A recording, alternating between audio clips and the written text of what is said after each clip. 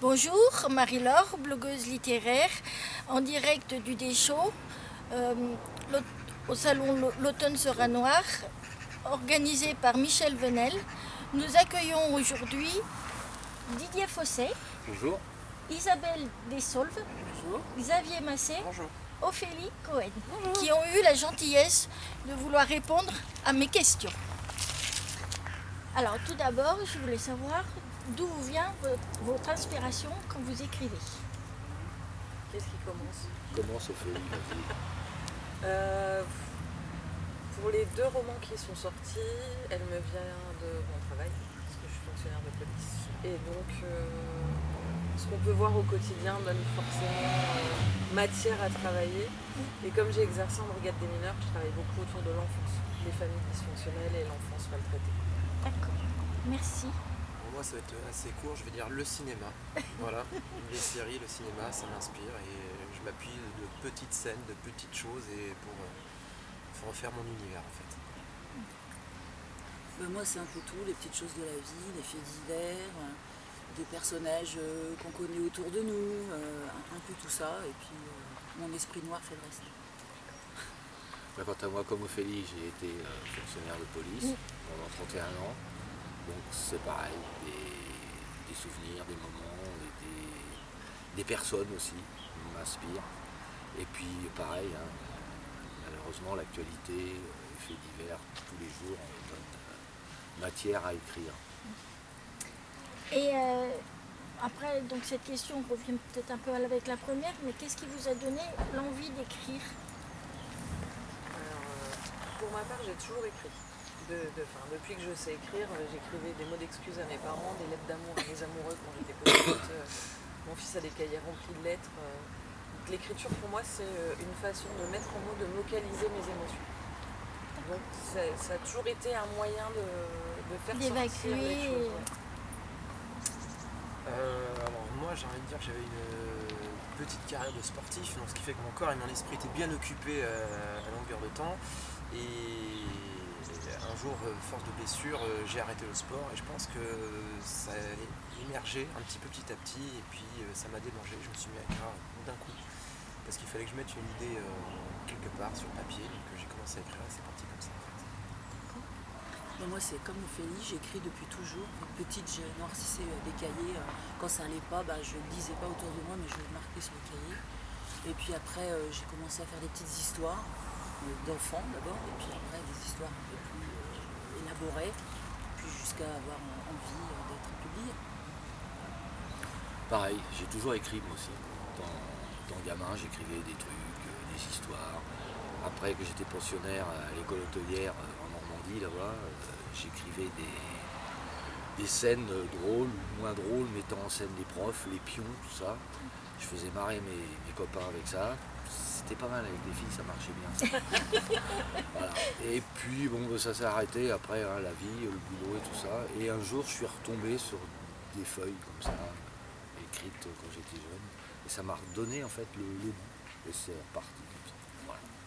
Et j'ai une question, alors ça va être un plus pour Didier Fosset et Isabelle Dessolves. Vous avez écrit à 4 mains, Implosion. Oui.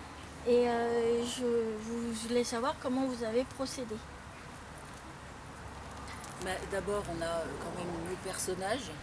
C'est-à-dire que Didier, c'est toujours le côté flic. Hein. Donc l'enquête, les flics, c'est plutôt lui, même si je peux aussi m'en mêler. Hein. Des fois, on a un personnage qu'on peut écrire tous les deux, donner son avis, des émotions, etc.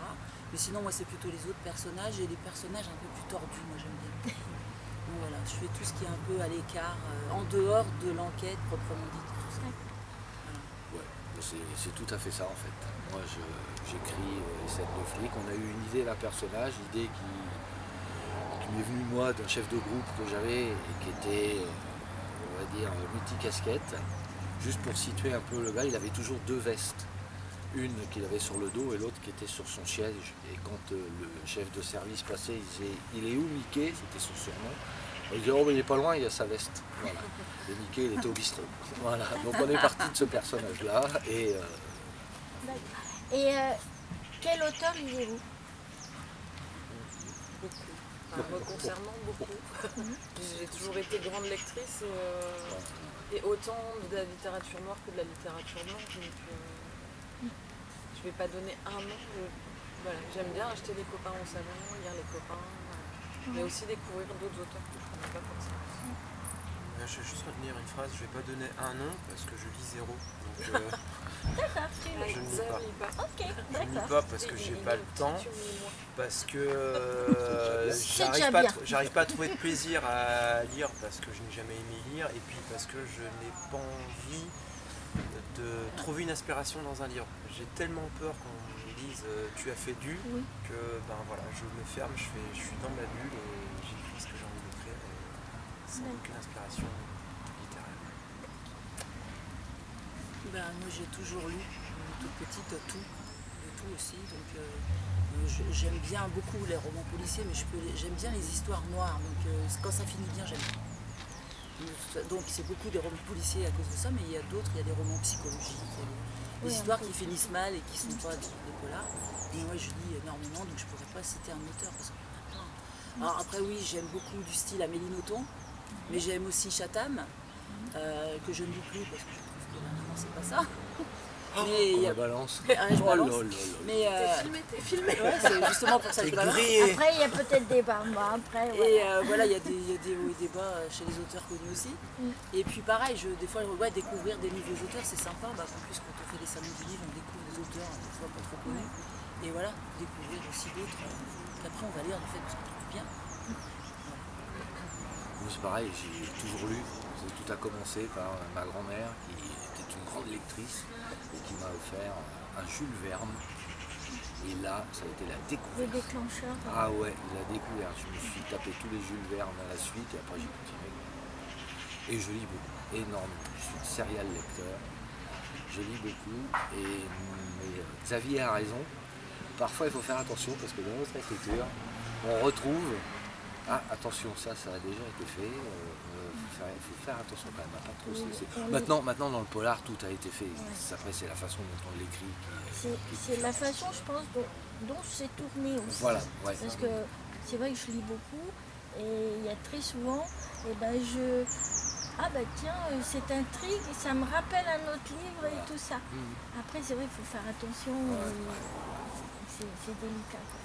Et je pourrais pas vivre sans lire. Et pour te répondre, j'aimais pas lire. Et en fait, donc c'est mon mari et une amie qui m'ont initiée en fait à la lecture. Et maintenant, c'est devenu une passion vraiment addictive. Et j'adore rencontrer les auteurs, j'adore aller dans les salons, parler avec eux et tout ça. Vous aussi. Donc, Voilà. Moi aussi j'aime tout le reste. donc tu vois, j'ai changé et voilà, je suis très contente de tout ça. En tout cas, je vous remercie d'avoir répondu à mon petit questionnaire. Avec Merci plaisir, à toi. Marie-Laure. Et puis, plein de bonnes choses pour la suite. Et on se reverra, de toute façon. Merci. Merci à toi.